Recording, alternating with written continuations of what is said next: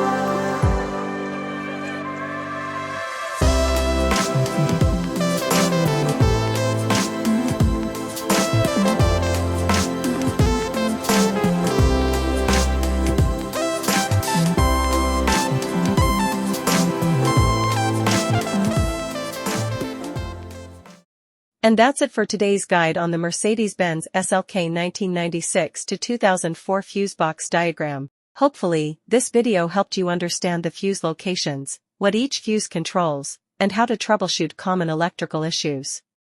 If you found this helpful, hit that like button, and don't forget to subscribe for more Mercedes-Benz DIYs and car maintenance tips. Do you have any questions, or have you encountered fuse-related issues in your Mercedes-Benz SLK?